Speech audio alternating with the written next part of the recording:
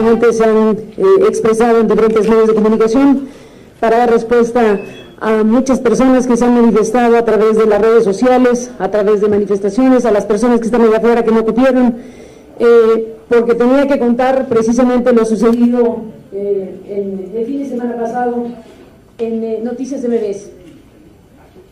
Dicho lo cual, pues me permitiré dar lectura a este escrito para asumir una postura pública sobre mi despedida del noticiero matutino de Noticias MBS ocurrida este fin de semana. Sé que les va a parecer paradójico, pero lo van a entender al final. Ojalá que al final de la lectura pues no quedara alguna interrogante abierta, y si lo hubiera, pues hablar. El tema de las preguntas es uno de los temas principales en esta presentación. Ojalá que cerrara la lectura y que quedara comprendido precisamente el sentido de este pronunciamiento. Así que me permitiré pues a dar lectura a este texto, escrito para asumir esta postura pública. El motivo de mi despedida, se dijo, fue haberme negado a ofrecer una disculpa y haber transgredido el código de ética de la empresa, cosa que es falsa y se convirtió solo en una coartada.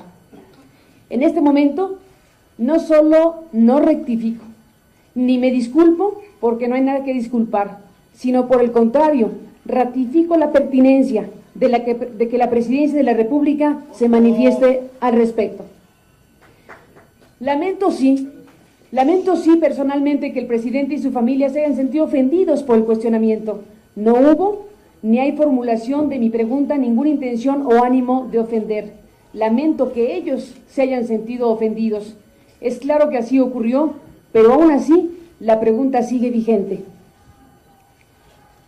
El ejercicio del poder hace que las figuras públicas sean sujetas a escrutinios e interrogantes a las que no estarían sujetas otras personas por razón precisamente de sus responsabilidades y del impacto de sus decisiones.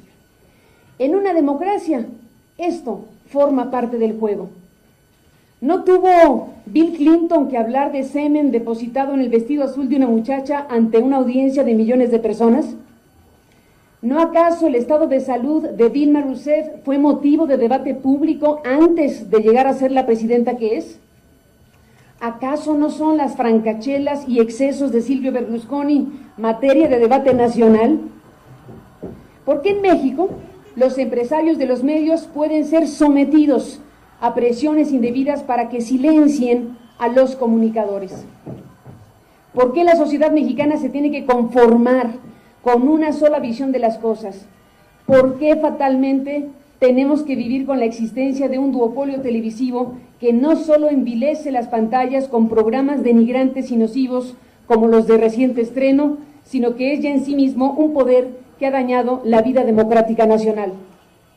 ¿Por qué México está entrampado en una espiral de degradación e infamia sin que hagamos nada al respecto?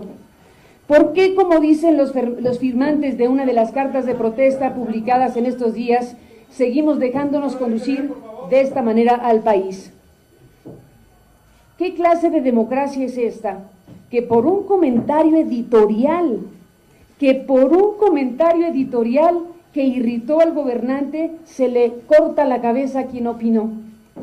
¿Por qué desde el poder político pueden llevar las cosas al extremo, escalando el conflicto deliberadamente hasta lograr hacer las cosas imposibles, tanto al empresario como a la periodista, ocasionando la ruptura?